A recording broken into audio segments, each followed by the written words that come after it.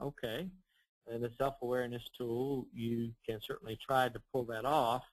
In general, though, there's likely to be some additional feedback that's useful to help clarify if, in fact, an individual is that much of a star.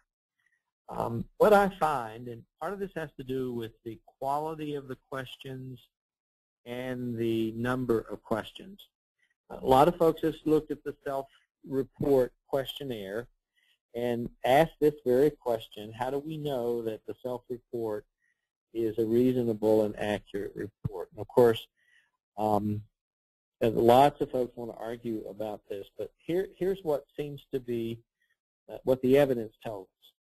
A, if the questions are well designed and not transparent, that people tend to see the question as if they're participating in a conversation.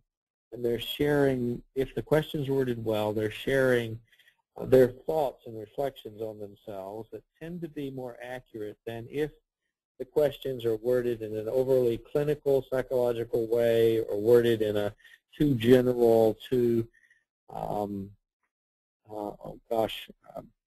almost, is it more important to scratch your right ear or left ear sort of way. And so the part of the value of self-report questions are those that have been well developed. And secondly, if there are a number of questions in each area.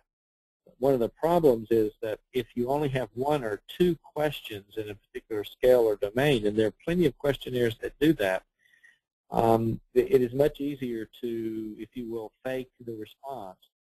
In fact, if you wind up with 14 questions or 15 questions in a particular arena, or 20 questions, you are more likely to